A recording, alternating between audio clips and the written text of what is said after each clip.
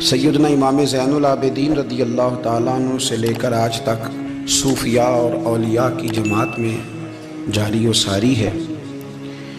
ان اولیاء اللہ میں سے کچھ لوگ ایسے ہیں جو بالکل قرون اولیٰ کے لوگ ہیں، جو صوفیاء کی جماعت میں سابقون الاولون کہلاتے ہیں۔ ان میں ایک بہت بڑا نام داتا گنج بخش علی حجویری کا ہے۔ حضرت ابو الحسن سید علی بن عثمان حجویری رحمۃ اللہ علیہ، داتا صاحب رحمۃ اللہ علیہ کے وصال کو تقریباً 1000 سال ہونے کو۔ کچھ باتیں ایسی ہیں جنہیں تھوڑا سا غور کے ساتھ ٹھنڈے ذہن کے ساتھ سمجھا کریں۔ اسلام کی تاریخ 1400 سال کی ہے، اور 1000 سال پہلے کے داتا صاحب بزرگ ہیں۔ داتا صاحب فرماتے ہیں میں اس زمانے میں مرید ہوا، مجھے اجازت ہوئی، میں نے اپنے مرشد کی خدمت کری، پھر مجھے حکم ہوا، اپنے قلم سے لکھتے ہیں، پھر میں لاہور آیا۔ اگر 1000 سال پہلے سے پیری مریدی کا، طریقت کا، تصوف کا سلسلہ جاری ہے، آج لوگ کہتے ہیں یہ نئی بات ہے، یہ کل شروع ہوا ہے۔ داتا صاحب رحمۃ اللہ علیہ کے وصال پر ان کا عرس شروع ہوا، یعنی عرس بھی 1000 سال سے ہوتے چلے آ رہے ہیں۔ آج بعض لوگوں کو غلط فہمی ہوتی ہے کہ یہ آج کی کوئی نئی ایجاد ہے، اور اگر 1000 سال پہلے کے لوگ ضرورت محسوس کرتے تھے کہ ہمیں پہلے کسی درویش کی خدمت کریں گے تو پھر ہمیں کچھ ملے گا، تو ہمارا تو زمانہ ہی بڑا عجیب ہے۔ یہاں بہت سارے لوگ ہیں جو کہتے ہیں میں خود قرآن جانتا ہوں، حدیث جانتا ہوں، میں خود بڑا سمجھدار ہوں، مجھے کسی کی کیا ضرورت ہے۔ بہت ساری چیزیں ایسی ہیں جنہیں ہمیں غور سے دیکھنا چاہیے۔ 1000 سال پہلے داتا صاحب، اور پھر داتا صاحب کہتے ہیں میرا کسی عام گھرانے سے تعلق نہیں، میں مدینے والے محبوب کی اولاد ہوں، سید ہیں۔ اس کے باوجود ایک جگہ پہ گئے ہیں، تربیت لی ہے، پھر وہ لاہور تشریف لائے ہیں، اور داتا صاحب فرماتے ہیں کہ میں ہندوستان کے اس ایریے میں آ کے بیٹھا ہوں جہاں زندگی کی سہولیات بھی پوری میسر نہیں ہیں مجھے۔ لاہور 1000 سال پہلے آپ اگر اس کا نقشہ دیکھیں تو کیا نظر آئے گا؟ جن لوگوں نے ابھی 40 سال 35 سال پہلے لاہور کو دیکھا ہے وہ بھی جانتے ہیں اس کی کیفیات کیا تھی۔ تو 1000 سال پہلے کا لاہور جہاں داتا صاحب تشریف لائے، داتا گنج بخش علی حجویری نے وہاں بیٹھ کر قرآن و سنت کی تشریحات کی۔ داتا صاحب نے مسجد بنائی۔ اب لفظ داتا سے بھی بڑا اختلاف ہے لوگوں کو، حالانکہ داتا کا معنی دینے والا، اور اللہ کے جو 99 نام ہیں نا، یہ ہماری مسجد میں بھی لکھے ہوئے ہیں، ان 99 ناموں میں سے کوئی نام داتا ہے؟ بولیے۔ ایسے لوگ کہتے ہیں کہ یہ تو اللہ کا اسم، بھئی یہ لفظ داتا تو ویسے ہی عربی کا لفظ ہی نہیں ہے۔ تو آپ چیزوں کو گھسیٹ گھساٹ کے اگر لے کے نا، قرآن مجید میں آپ اپنے ماں باپ کے لیے دعا کرتے ہیں ربی ارحمہما کما ربیانی صغیرا، یا اللہ ان دونوں کو بخش دے جو بچپن میں میرے رب بنے۔ ربی ارحمہما کما ربیانی صغیرہ، رب کا معنی پالنے والا، تو قرآن مجید نے تو ماں باپ کو رب کہہ دیا تو شرک ہو گیا۔ وہاں اللہ رب اور معنوں میں ہے، ماں باپ رب اور معنوں میں ہے۔ یہاں معنی پالنے والے کا ہے، ماں باپ اولاد کو پالتے ہیں نا، اصل پالنے والا کون ہے؟ اللہ۔ تو اب کسی نے کہا کہ ابا آپ نے مجھے پالا ہے، تو کافر ہوا کہ مسلمان ہوا؟ چھوٹی چھوٹی باتوں میں لوگ تقسیم کرتے ہیں اہل اسلام کی، یہ درست نہیں ہے۔ قرآن مجید نے حکم دیا کہ ان کے لیے دعا کرو ان لفظوں کے ساتھ۔ تو داتا کا معنی ان کا لقب ہے، یہ معروف لقب ہے ان کا، اس کا معنی دینے والا۔ تو بھئی اگر آپ مجھ سے کوئی 2-3 مسئلے سن لیتے ہیں، میں آپ کو دے دیتا ہوں تو شرک نہیں ہوتا۔ میرا استاد اگر مجھے 2-4 باتیں سکھاتا ہے تو شرک نہیں ہوتا۔ آپ کے اور میرے بزرگ والدین ہمیں کو 2-4 ہزار دیں، ہم ان سے مانگ لیں تو شرک، تو یہ اتنی زیادہ وہ معاملہ نہیں ہے۔ آپ اس کو سمجھیں، لوگ الجھاؤ پیدا کرتے ہیں، اس الجھاؤ سے بچنا چاہیے۔ ہم سے بندہ مسلمان تو ہوتا کوئی نہیں، لیکن ہر جمعے کو 2-4 لاکھ کو کافر ضرور کر دیتے ہیں۔ جانے کب مار دے کوئی مجھے کافر کر کے، شہر کا شہر مسلمان بنا بیٹھا ہے۔ تو اتنا سستا نہ کریں اس چیز کو، چیزوں کو سمجھیں اور غور کریں۔ تو داتا صاحب رحمۃ اللہ علیہ نے قرآن و سنت کی تشریحات کی۔ اب ایک بات میں کہنے لگا ہوں، داتا صاحب رحمۃ اللہ علیہ، بابا فرید صاحب رحمۃ اللہ علیہ، حضرت شیخ عبد القادر جیلانی غوث پاک، رضی اللہ تعالیٰ عنہ یہ وہ بزرگ نہیں ہے کہ جن کی تاریخ دفن ہے، جن کا کوئی پتہ نہیں کہاں سے آئے، کہاں گئے، کیا تھے، کیا کرتے تھے، یہ وہ اس طرح کے لوگ نہیں ہیں۔ ان لوگوں کا کلام اصل صورت میں آج بھی دنیا میں موجود ہے۔ بابا فرید کی تحریریں موجود ہیں، حضرت غوث پاک کی کتابیں موجود ہیں، داتا گنج بخش علی حجویری کی کشف المحجوب شاید دنیا کی ہر زبان میں ملتی ہے۔ اب میں جو بات کہنے لگا اس پر غور کرنا، اگر کشف المحجوب آپ پڑھیں نا ساری، تو سب سے پہلے وہاں ملنگوں کا داخلہ بند ہوگا، کوئی ملنگ آپ کو نظر نہیں آئے گا، چونکہ داتا صاحب کی تعلیمات بالکل اس کے برعکس ہیں۔ فوری طور پر وہاں عورتوں کا داخلہ بند ہوگا، چونکہ داتا صاحب کی تعلیمات اس کے بالکل برعکس ہیں۔ میلے ٹھیلے یہ ساری چیزیں وہاں بند ہوں گی۔ یہ کوئی کہیں نہیں داتا صاحب نے کہا کہ پنڈی سے پیدل آنا بڑے بڑے جھنڈے اٹھا کے اور میرے مزار پہ حاضری دینا، داتا صاحب اس کے مخالف ہیں، اس لیے کہ وہ کوئی ایسی چیز تو نہیں کہ وہ دفن ہے۔ داتا علی حجویری کی تعلیمات تو لکھی ہوئی ہیں، کتاب موجود ہے، اور ہر چیز کا انہوں نے بیان کر دیا اس کے اندر۔ علم سے شروع ہوئے ہیں وہ، علم، عمل، فقر۔ داتا صاحب نے تو کھانے کے آداب بھی بیان کیے، داتا صاحب نے چلنے کے آداب لکھے ہیں کشف المحجوب کے، داتا صاحب نے بولنے کا شریعت میں کیا طریقہ وہ بھی بیان فرمایا۔ داتا صاحب نے تو کوئی ایسی چیز نہیں ہے جو آپ کہیں کہ باہر سے لے کے جانی پڑے۔ مسئلہ تو یہ ہے کہ یہ جو کچھ ہو رہا ہے، ایک آدمی ان کی قبر سے پھول اٹھاتا ہے اور وہ کسی کے گلے میں ڈالتا ہے تو اس کا بھی اسے 400-500 روپیہ نذرانہ چاہیے۔ یہ کہاں لکھا ہے داتا صاحب نے؟ کس کتاب کا حصہ ہے؟ ان کے مزار کو آپ جس مرضی چیز سے غسل دیں، اور داتا صاحب نے نہیں کہا تھا کہ سندل لے کے آنا تو میری قبر کو غسل دینا، انہوں نے کہیں نہیں کہا۔ کیوں زیادتی کرتے ہیں مشائخ کے ساتھ؟ میرے اعلیٰ حضرت فاضل بریلوی رضی اللہ تعالیٰ عنہ سے کسی نے پوچھا تھا، ہم بڑی لوگوں کی باتیں سنتے ہیں، مزارات پہ لوگ جاتے تھے تو نفع ہوتا تھا، اب کیا بات ہوئی؟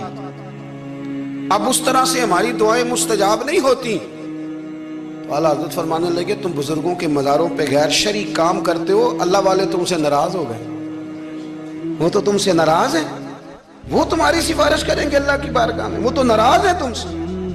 تم وہاں جا کے جو کچھ کرتے ہو وہ ان کو راضی کرنے والا ہے کہ ناراض کرنے والا ہے؟ تو داتا صاحب نے تعلیم، سب سے پہلے آپ نے اسبات علم کا باب باندھا ہے، اور آیت یہ لکھی ہے پہلے، انما یخشی اللہ من عبادہ العلماء۔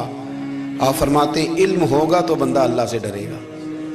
اور بڑی یہ سخت بات ہے، پر داتا صاحب نے لکھی ہے، میری مجبوری ہے، تعلیمات داتا گنج بخش موضوع ہے، یہ بات کرنی پڑے گی۔ داتا صاحب کہتے ہیں جو بندہ بغیر علم کے فقیری کا دعویٰ کر جائے وہ اسی طرح ہے جس طرح کنویں کے گرد بیل پانی نکالنے کے لیے گھوم رہا ہوتا ہے، وہ چلتا تو رہتا ہے پر اس کی منزل کوئی بھی نہیں ہوتی، وہ گھومتا تو رہتا ہے پر اسے نتیجہ کوئی ملتا نہیں۔ فرماتے ہیں وہ اس بیل کی طرح ہے کہ گھومتا تو رہے گا پر کوئی منزل اسے میسر نہیں آئے گی۔ اگر کوئی منزل لینا چاہتا ہے تو پہلے اللہ کی کتاب پڑھے اور مدینے والے محبوب کی حدیث یاد کرے، پھر اسے منزل نصیب ہوگی، ورنہ اس کے لیے کوئی رستہ تعین ہو سکتا۔ اور داتا صاحب نے پھر حدیث لکھی نبی کریم علیہ السلام کی، فرماتے کچھ علم حاصل نہیں کرتے، کچھ علم لیتے ہیں پر اس سے نفع نہیں لیتے، پتہ ہوتا ہے پر عمل نہیں کرتے۔ آپ نے حدیث لکھی ہے، نبی کریم علیہ السلام نے فرمایا، اللہم انی اعوذ بک من العلم لا ینفع، اے اللہ میں اس علم سے تیری پناہ مانگتا ہوں جو علم تو ہو پر اس سے نفع نہ اٹھایا جا سکے، جو علم تو ہو پر اس پر عمل نہ ہو۔ داتا صاحب رحمت اللہ علیہ فرماتے ہیں علم ہمیشہ اس لیے سیکھنا کہ اللہ تبارک و تعالیٰ تمہیں اس کا نفع عطا کرے، اور پھر آگے بڑھتے ہیں تو آپ فرماتے ہیں جب علم سیکھ لو تو پھر نہ اللہ رسول سے عشق کرنا، فرماتے ہیں پھر نمازیں پڑھنا آسان ہو جائے گا، روزے رکھنا آسان ہو جائے گا، قرآن مجید پڑھنا آسان، محبت کرنا۔ اور آپ نے مثال دی، جہاں بھی کوئی بات سمجھاتے ہیں ایک مثال دیتے ہیں، مثال دی، فرمانے لگے حضرت عبداللہ ابن مبارک رحمت اللہ تعالیٰ علیہ فرماتے ہیں میں شروع میں ایک عورت پہ عاشق ہو گیا تھا، سمجھانے کے لیے بات کرتے ہیں، عاشق ہو گیا تھا ایک عورت پہ، تو میں نے عشاء کی نماز اس کے محلے میں جا کے پڑھی، چونکہ میرا مذہبی گھرانے سے تعلق تھا، نماز میں پڑھتا تھا، تو امام صاحب جو تھے نا، یہ داتا صاحب نے لکھا ہے کشف المحجوب، امام صاحب نے نا آیات ذرا لمبی پڑھی، تو میرے دل میں خیال آیا کہ مولانا آپ تو فارغ ہیں تو ہمیں تو اور بھی کام ہے، تو کہتے ہیں نماز سے فارغ ہو کے میں اس کے گھر کے چکر لگاتا تھا، सारी रात घूमता रहता था। वो चंद लम्हों के लिए छत पे आती थी, दो एक बात करती थी, चली जाती थी। हद ये है कि मुझे कभी उस पर गुस्सा भी नहीं आया और उसका इंतज़ार करके कभी मैं थका भी। ये दाता साहब लिख रहे हैं। हज़रत अब्दुल्ला इब्न मुबारक फरमाते हैं, एक रात में गया, इसी तरह मैंने नमाज पढ़ी, फिर मैं उसके घर गया। मैं सारी रात, सर्दियों की ठंडी रात, 11-12 घंटे उसके घर का तवाफ करता रहा, माज़अल्लाह चक्कर लगाता रहा। आधी रात को सहरी के वक्त वो छत पे आई 1 मिनट के लिए और कहने लगी घर में मेहमान बहुत ज्यादा हैं, आज बात नहीं हो सकेगी।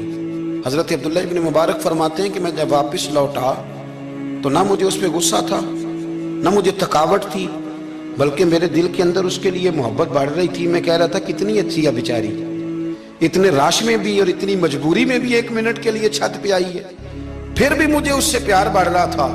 कहते हैं जब मैं थोड़ा आगे बढ़ा तो फजर की अजान हो रही थी, यकदम मेरे अंदर से आवाज उठी।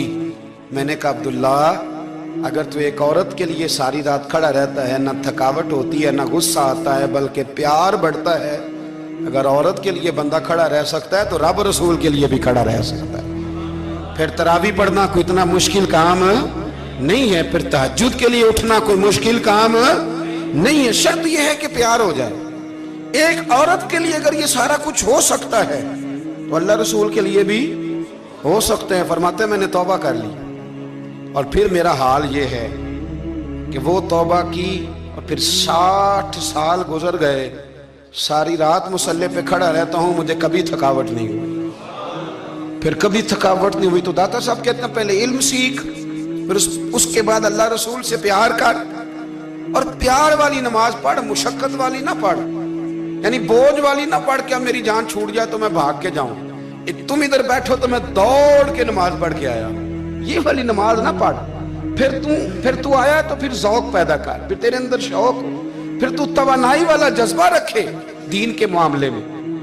फिर दाता साहब एक तीसरी बात इरशाद फरमाते हैं, एक तीसरी बात दाता साहब करते हैं। दाता साहब कहते हैं कि ये याद रख के जो तुझे एजाज मिलेगा ना जिंदगी में, एजाज तुझे जो जिंदगी में मिलेगा और कोई करामत अगर तुझे मिलेगी तो वो सिर्फ नबी पाक अलैहिस्सलाम की सुन्नत और शरीयत की वजह से मिलेगी।